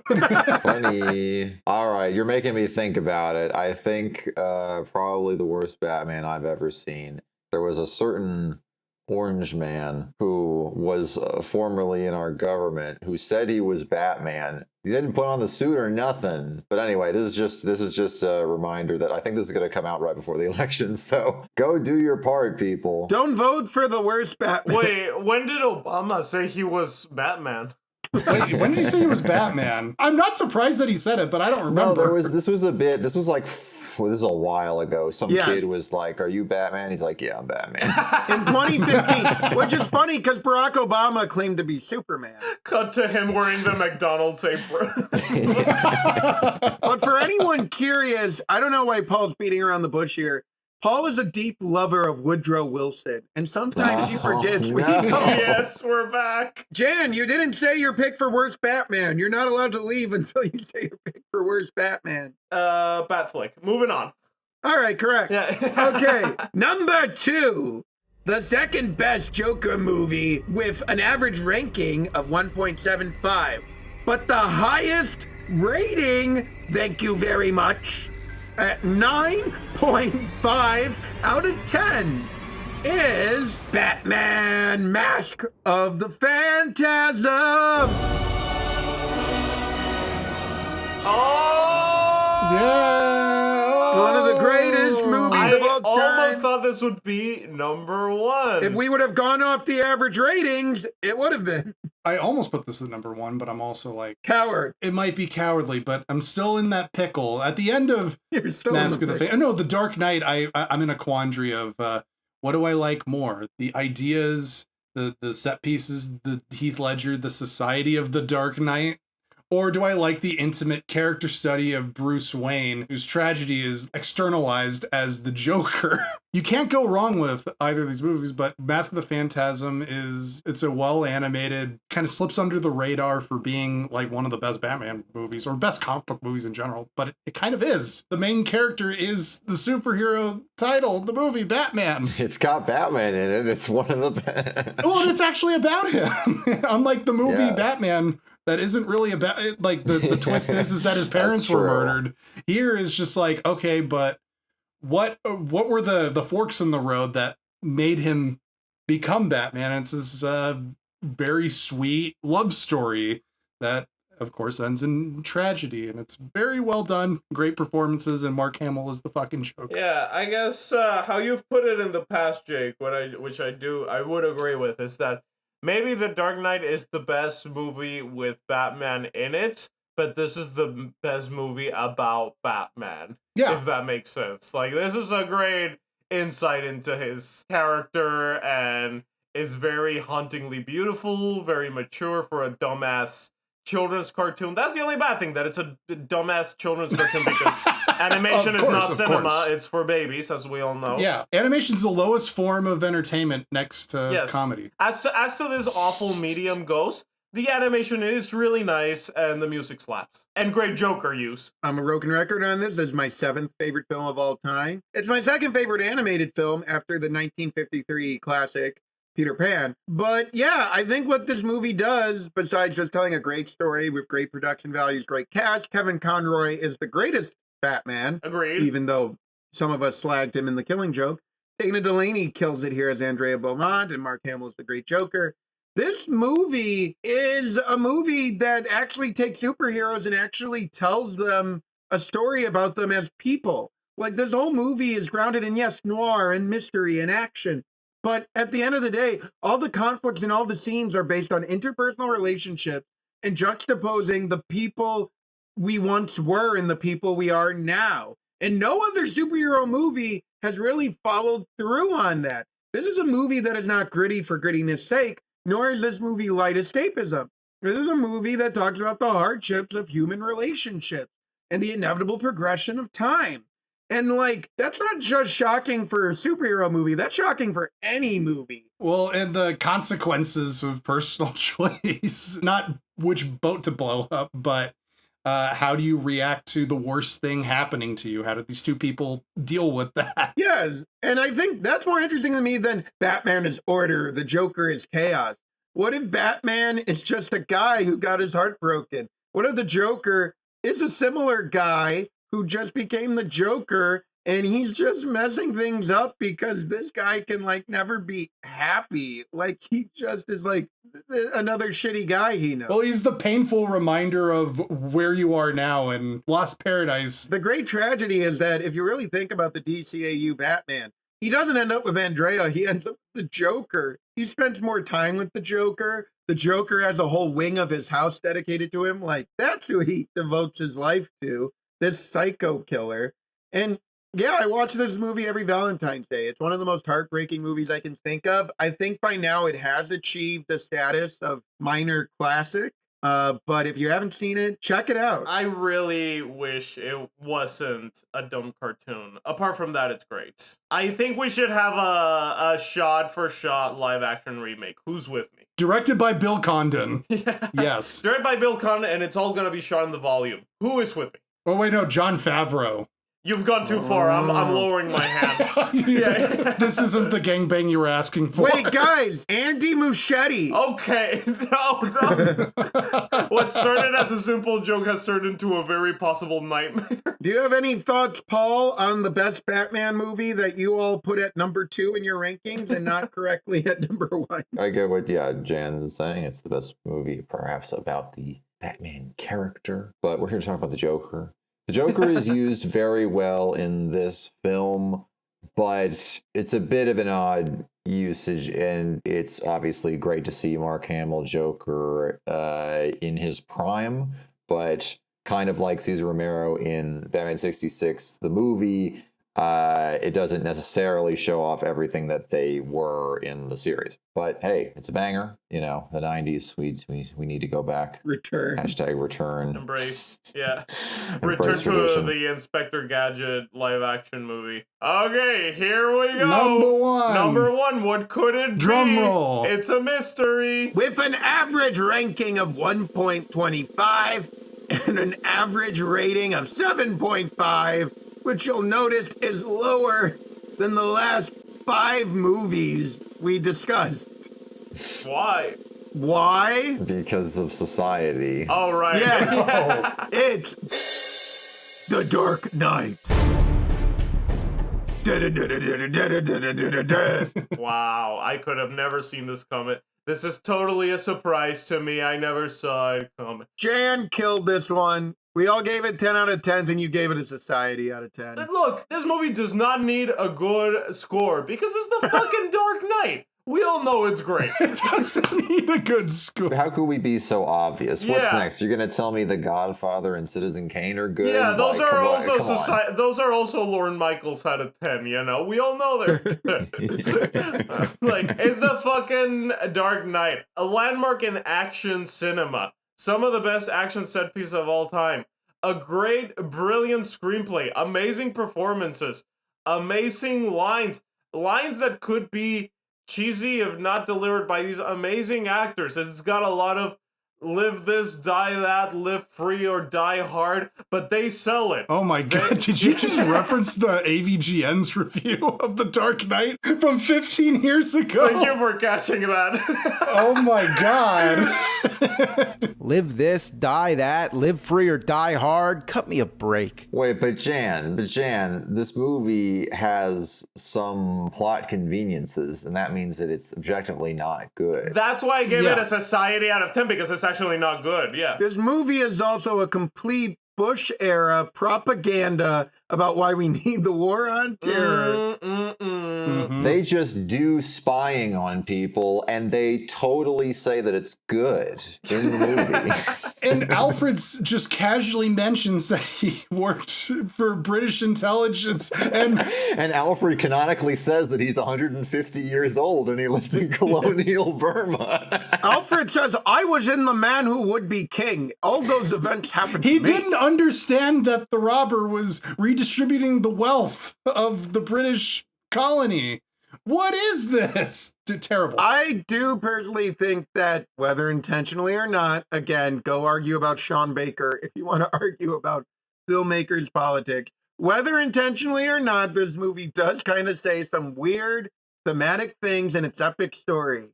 Yet, despite this, it still is in my top 50 movies of all time. It still is the best live-action superhero movie of all time. Best superhero movie, second only to Batman Mask of the Phantasm in my book, because it's an epic morality play. It's about the idea of falling into the darkness versus rising out of the darkness. It's the heroic Batman against the vile Joker, and Harvey Dent and Jim Gordon are just human men caught in between. You can't help but get swept up in it. Again, with stuff like the Batman, you just go, it's good, but you watch it at a remove. It's just the plot. Okay, so this movie isn't lit like the inside of a lava lamp. Who cares? It's like, what did Paul say the other day? He's like, Nolan's all about the actor and the character were like Dogma 95. Yeah.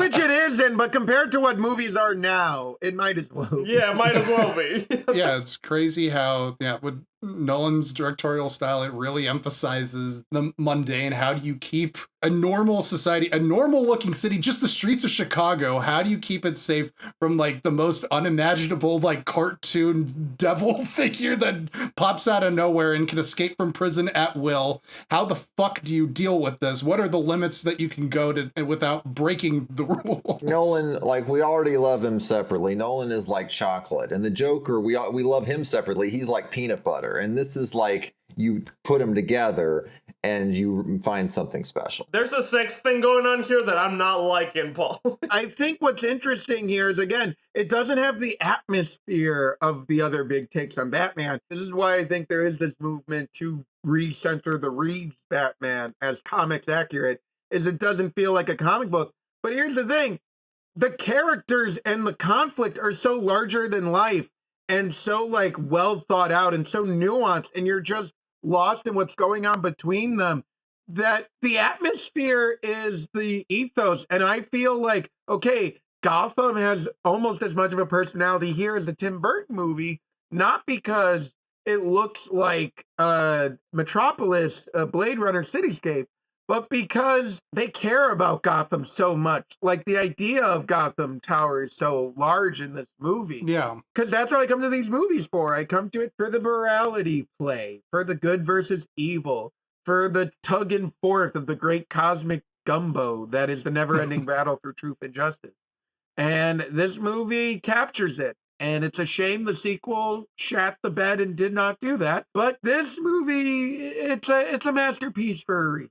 Yes, it's pretty good. All right. Yay. So we've reached the end of our ranking. We've ranked the Jokers, we've ranked the Joker movies, but now we must ask, what is the future of Joker? Where does he go from here? Nowhere. Nowhere. Well, we're now in week 4 of Joker Folie à Deux's release. It is now below the top 5. Oh, yeah. Everyone hates it. Everyone hates Barry Keoghan. People love Penguin. Oh my God, you are people. Shut up. So my thing is, like, look, clearly the DC dark thing has been killed by Joker 2. So we are pretty much left with Mr. Banshees of Inisherin, and probably James Gunn will introduce another, like, I'm thinking since it's James Gunn, pretty much like a more classic Joker. I think he has to be. Yeah, like a more comic book accurate Joker to the official DCU. As for other Joker ventures that we might get, I don't know. My only worry is, one of the reasons why I have Heath Ledger as my number 1 is because I feel like since Heath Ledger, and this is something we've talked about, every other Joker actor has been living in the shadow of Heath Ledger. The dark, emo philosopher Joker, you know? And I am optimistic, like I said, that James Gunn will take us back to a more Jack Nicholsonian, Cesar Romero type of Joker, which I honestly do miss in live action. Which is the version of the Joker I think we all fell in love with. And I think even Heath Ledger's Joker is a bit of a showman. Like, he is the man running the show. He's the puppet master. And I think, we've had a lot of alternative takes on the Joker. I think that people cry for the showman Joker. I think we need a Joker who's more of a showman, a Joker who doesn't take himself seriously. And all right, these are the 2 big questions. Why is everyone obsessed with if Batman will kill the Joker or the Joker will die? And why are people obsessed with the Joker winning? Unless he confesses for his crimes, and then he can be put to death. We need a Joker who, 1, does not win. I want a Joker who, like, goes, ha, I've blown up Gotham, and then he plays with the switch and he realizes he hasn't blown up Gotham because the bomb's been disconnected. Like, I want to see a Joker that gets foiled again and he's like, rats. And tied to that, too often now, the problem with the Joker is if you make him so evil that he's murdering, like, everyone, then he kind of has to die. I actually would like to see a Joker where he is not introduced as a Robin killer or like a Batgirl paralyzer or like this awful violent person. Just make him the showman. Make him defrauding the IRS. Make him doing the Joker fist. Obviously, he's gonna kill some people. Like, that's what makes him scary. We need the Joker gas again. Yeah, we need a Joker gas. We need a fun Joker. An evil Joker, but like a fun one. Make the Joker fun again. Yes. Well, that's the thing. It's like the lead up to any sort of new Joker that isn't Barry Keoghan. You know that like every single like fucking cancer-inducing outlet is gonna go like, how is it gonna compare to Joaquin Phoenix's Oscar-winning performance? How is it gonna compare to Heath Ledger's Oscar-winning performance? Yeah, no, that's what I'm saying. The lead up is going to be freaking cringe, and then you're gonna have like people questioning it, and then people are gonna go like, you know, that was all right. Because the thing about Joker is, since Heath Ledger, it's always been about topping Heath Ledger. Yes, but just imagine, here's an idea, if the Joker told jokes, if he was funny. That's true. I mean, he does tell jokes in Folie à Deux, but, well, you know. The good he's jokes. Funny, he's a funnier character. Well, again, I don't think Folie à Deux is going to kill the Joker, obviously. I hope it kills Joker as philosopher, hero, incel king. I hope so, too. We can just put that interpretation away. It's safe to say it might kill standalone Joker. We need to make sure that it's not like Joker is our Hamlet. Or, you know, like, we need to get rid of this nonsense, because it's never going to be that if you keep comparing yourself to that or outdoing it. Yeah. I was having a discussion with someone recently about the state of the Disney animated movies and why we have to like try to just outsmart the formula and like subvert it. And they try to get back to the things that worked with these recent sequels, but they're not really going back. And we're like, wait a minute. Yeah, it's like if you just say you're actually just do a classic fairy tale straight. Don't try to be too smart for it. Mm-hmm. That would force, you know, you to kind of peel away all this like layers of irony and subversion or whatever. And I think it's similar with Mr. J, I think, at this point. Yeah. Get rid of the self-consciousness. Really get back. Yeah, that's a good point that, like, since the Joker has won the Oscar twice, the Golden Lion, I'm just like, this shit has gone out of control. He's a comic book villain. Let him be a comic book villain, you know? I think a big key to that, I know we kind of riffed it to hell, and while I have issues with the depiction and tone of the Joker, I do think a good role, be it in James Gunn's universe or in the Reeves verse, might be to have the Joker just hang back a little bit. I think at this point he's so iconic that he has to be part of any Batman adaptation.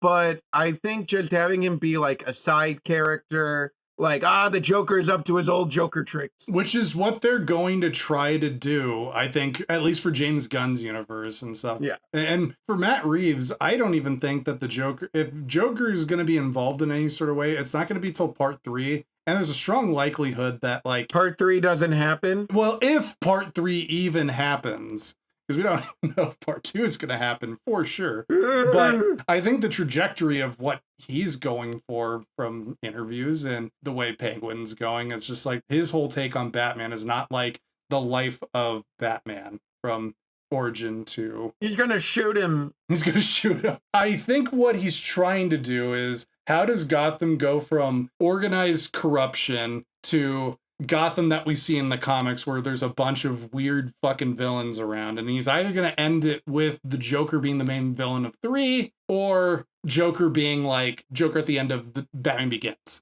and then that's going to be the end point. Oh, that's so stupid. I hate it. Which is kind of lame. And then with James Gunn's thing is like, okay, we're oversaturated with Joker, and Joker Folie à Deux bombed. But we need a main Joker. But this is still part of the old guard, so we're going to take our time with Joker. We're going to sit back, maybe wait a movie or two before he shows up as a secondary villain, or he's just kind of there, or we could tease him. My hot take is I honestly think he could maybe hold off on even introducing Batman to the DC universe until the Matt Reeves stuff is wrapped up. Well, yeah. Or even better, they just fold in the Matt Reeves universe into the DC universe. Oh, but Matt which Reeves is doesn't what- want that. Matt Reeves But has Matt Reeves is a artistic fucking integrity. coward, and he should do that because if he just keeps to his bullshit fucking thing, it's going to be an unsatisfying drag repeat of Christopher Nolan. Just fucking go stupid with it and go with Gunn. Bro, did you see Clayface is going to be in Creature Commandos, bro? We're getting Clayface in the DCU. We need focus here. There's too many Jokers running around. We need to go back to one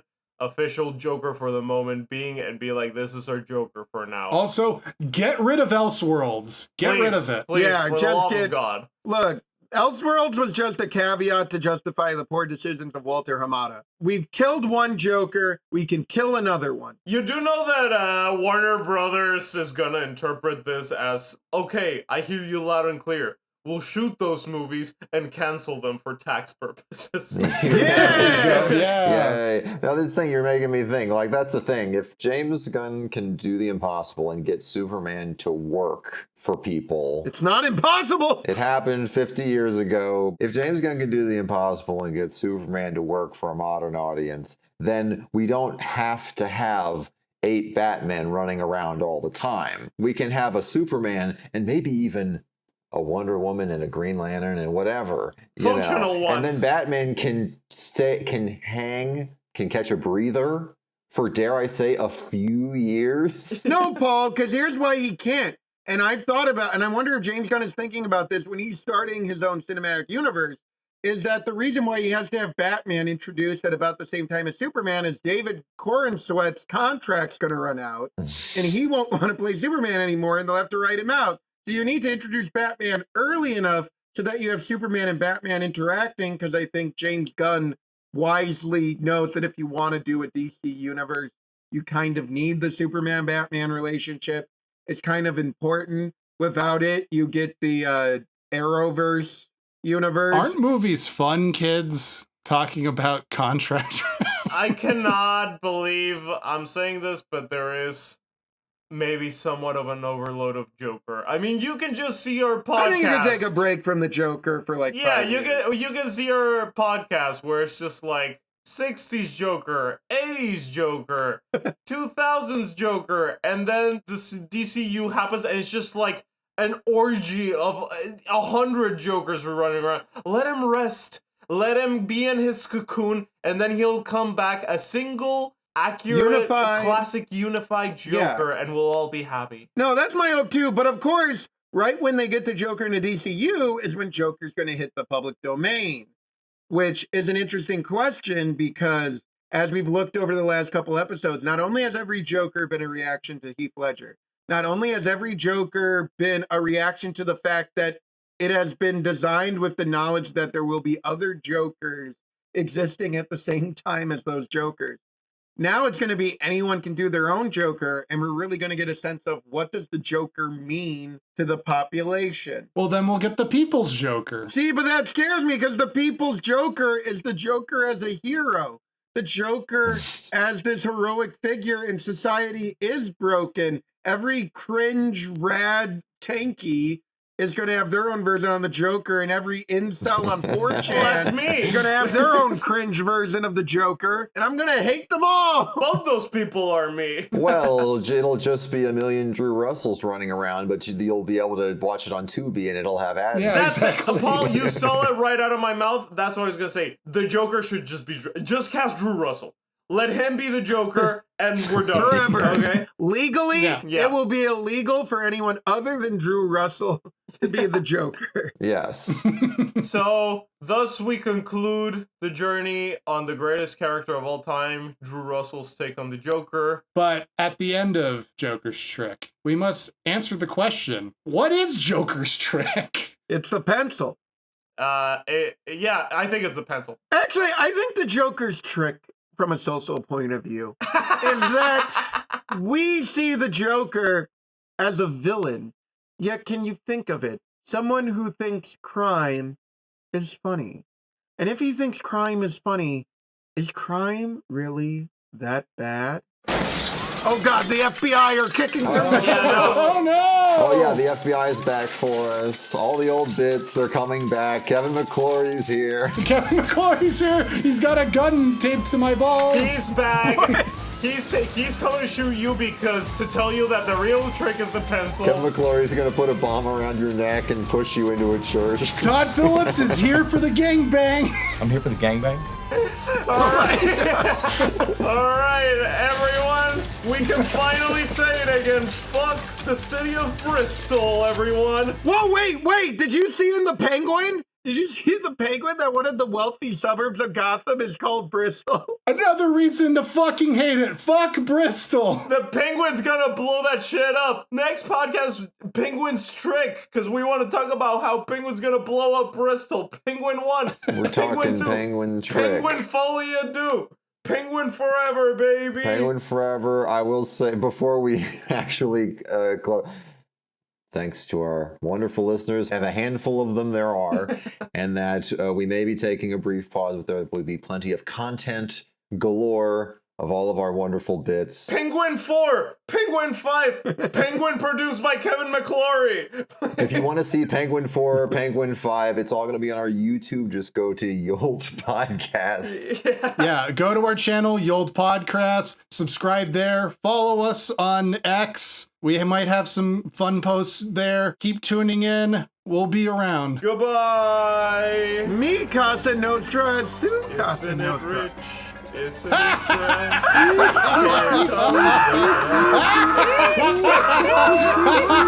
Now let's go to the gangbang. Okay, let's go. Bat dance.